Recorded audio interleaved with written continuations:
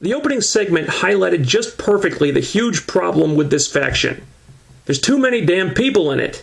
They come out to the ring for a promo, and who do I see? I see Bischoff, I see Flair, I see AJ, Kazarian, Beer Money, Abyss, Jarrett, Terry, Gunner, Murphy, and that's not even the whole group. This faction is too big, way too fucking big. And this is exactly why it was a mistake to put Immortal and Fortune together. When Fortune came out on that first night after Bound for Glory, the crowd went nuts for them. They were chanting, "Fortune! Fortune!" The fans totally wanted to cheer these guys. Fortune should have turned face and feuded against Immortal, but instead, you put both factions together just for the sake of doing another pointless swerve, and now it's not even a faction anymore. It's just a huge schmoz of bodies.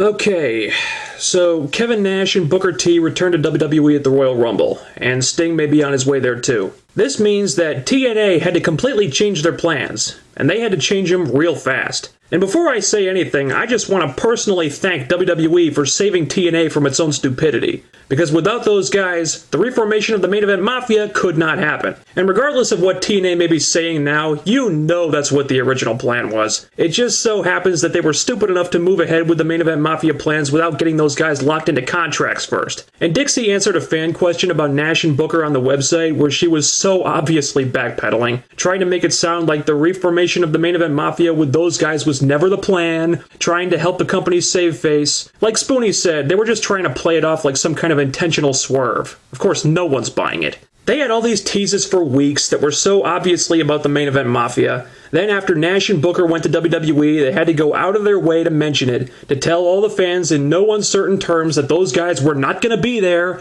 that Bischoff convinced them to take the money. They were focusing on it so much in such a desperate attempt to cover their asses. It was the Main Event Mafia. That was their plan. You know it, I know it, everyone knows it. Because aside from the Nash and Booker thing, if their plan really was the Fortune swerve this whole time, if the plan was always to have Fortune turn against Immortal when they did, for the reasons they did, then what the fuck is Scott Steiner doing there? I'm just saying. So after the Main Event Mafia thing fell through, the writers had to come up with a plan B real fast. And while I did like the outcome, if the creative team could seriously not figure out any kind of plan B that made more sense than this, then they're in trouble. And I will tell you exactly why. I understand they had very little time to throw this together, but you let me in that writer's room for 10 minutes, I come up with something that makes more sense than what they did here. You can't use Booker, Nash, or Sting. So you know what?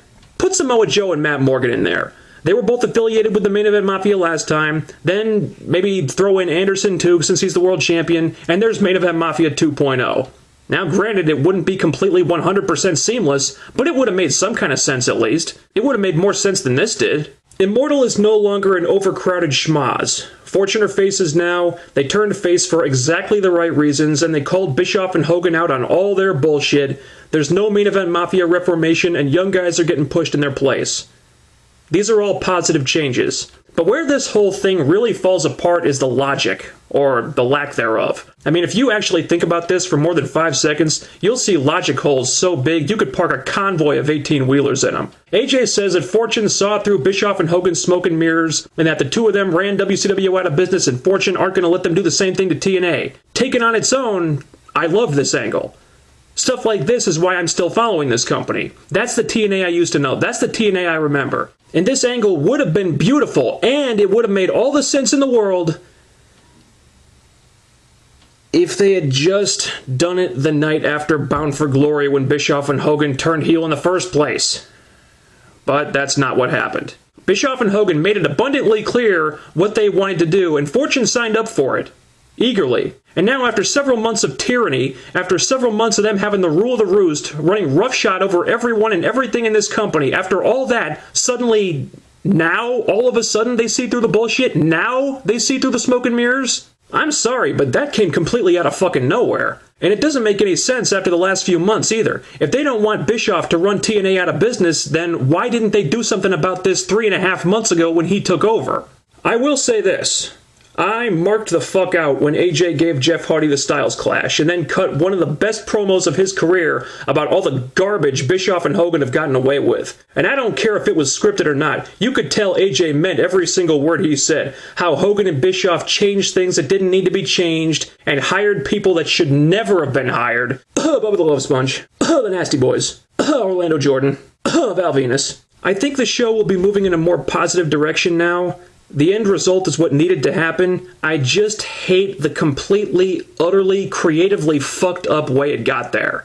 Anyway, despite the innumerable problems with how this all came about, I did really love the segment itself. Unfortunately, it was one of the only good things on this entire show. They started the show off, and the very first thing they did was say that despite what they'd been promoting for weeks, Hogan would not be there, and there would be no resolution to the legal battle with Dixie. Now they're saying that's all going to happen on March 3rd. Now, I am glad, I am thrilled to death that I get another month without Hogan on my TV. The longer he's gone, the better. But this just goes back to that same old problem of not delivering what you advertise. And TNA does this way too often. I know sometimes plans change and it's just unavoidable, but if you advertise something to your audience, you goddamn well better deliver it unless the universe is conspiring against you and you just absolutely can't. You know what else makes your show suffer?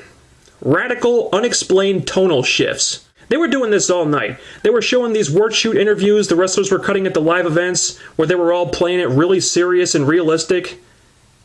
And then they go to a completely random comic relief Eric Young promo where he's acting like a damn mental patient. These things do not belong on the same show together. And at this point, I'm really beginning to wonder why Eric Young is even there. It's obvious they have no plans for him. Outside of some random comedy bits here and there, they don't do anything with him anymore. Even his god-awful tag team with Orlando Jordan seems to have mercifully dropped off the map, thank Christ. I can't imagine this is what Eric had in mind when he re-signed with the company. And hell, I'm starting to think the only reason he ever appears on the show these days is so management has an excuse to give him a paycheck. But if there's no point in using this guy anymore, then why is he there? He's not funny anymore, he's really just become a parody of himself. So just cut him loose and let him go somewhere else, because he's not helping his career by doing this stuff. Something else that hurts the show is bad production. This was another one of those episodes that tried to cram in too much stuff, making everything pressed for time. The result being that they had to start cutting out entrances. They cut out a lot of entrances this week, and that's never a good thing. It doesn't make efficient use of time management. It doesn't make the show more fast-paced. The only thing it accomplishes is making the production look really bush league and unprofessional. You wouldn't see the UFC doing a backstage interview with Cain Velasquez's trainer during Brock Lesnar's entrance and then cut to Brock who's already entering the octagon, would you? No. And why? Because it comes off looking rinky-dink and sloppy. And that's exactly what Impact comes off as when you do this. And again, there was a really easy way to fix this. The Ink Inc. versus Gunnar Murphy match.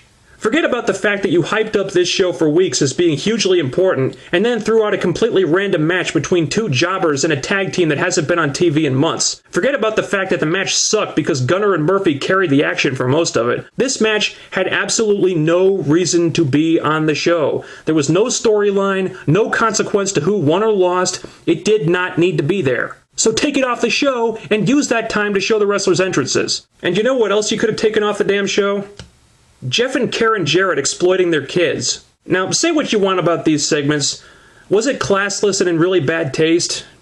Probably. But that's not what really bothered me. If they want to exploit their kids for a wrestling storyline, so be it. That's their decision. But what made me want to run for the nearest toilet bowl is that there was so goddamn much of this. How many segments of this garbage do we really need? This was just like when Jeff was feuding with Foley, and they built up the angle by showing all these interminable segments of Jeff at home, playing with his daughter, going through his mail, going out clubbing, visiting the old asylum venue, and there was no fucking point to any of it! That's what this was like! And the whole thing was leading up to Jeff saying they're gonna renew their wedding vows on Impact? Oh yeah! Because that segment a few years ago when Karen and Kurt renewed their wedding vows on Impact was such an amazing classic segment that they just had to subject the fans to it a second time. Point of interest. That'll be the episode when they shoot Impact on the road in North Carolina.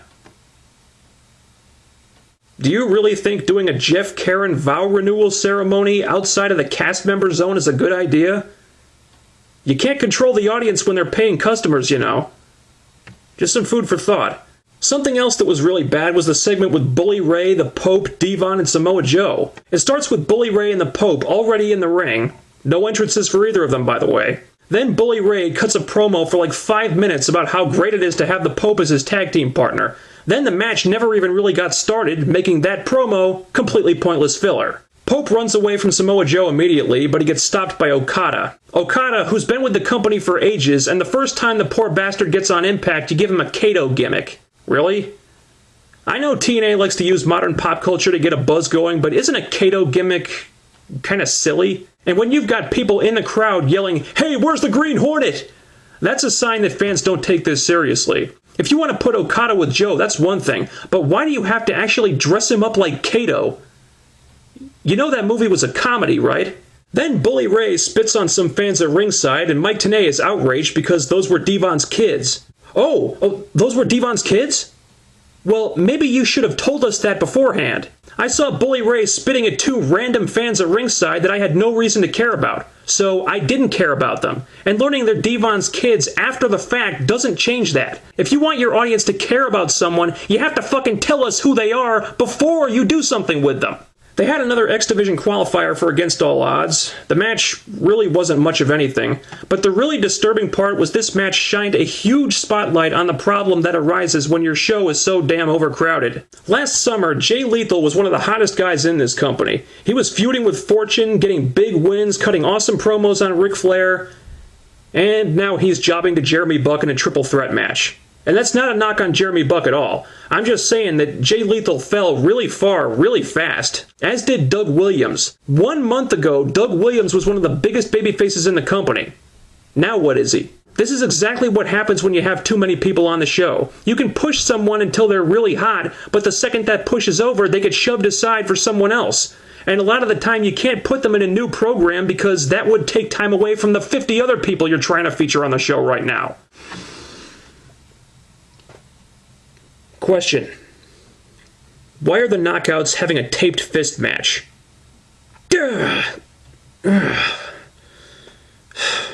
First, a gimmick like this does nothing to enhance the match at all. Did they even explain the rules of a taped fist match before this thing started? I don't think so. Even the wrestlers looked confused. Mickey tried to pin Sarita at the end, but it turned out she didn't have to because the match was over when she knocked Sarita out. Oh, well, thank you for explaining that to us so clearly, TNA. Second, how does Mickey versus Sarita in a taped fist match hype up Mickey versus Madison Rayne in a last woman standing match? By the way, the fact that the TNA writers actually think Madison Rayne is capable of delivering a compelling last woman standing match just blows my mind. I'm sure Mickey can carry her to something decent, but Madison is just not someone you put in a match like that, and you damn well know it. Ken Anderson and Jeff Hardy had a really good face-off, I thought, which was really one of the only good things about the show aside from the final segment, and they did give the main event match a little more time than usual. It might have been good, it might not have been good, I don't know. I wasn't really paying attention that much. Honestly, I'd pretty much checked out at this point. This show was not good. Despite the fact that it made no damn sense, I did genuinely enjoy the fortune reveal and the stuff that led up to it, but just about everything else on this show ranged from bad to really bad. And this is the show they chose to hype up instead of Against All Odds. I guess it paid off in the ratings, but history has shown that when Impact gets great ratings, they usually can't maintain them very long. So, I guess we'll find out in the next few weeks if it was all worth it or not. See you then.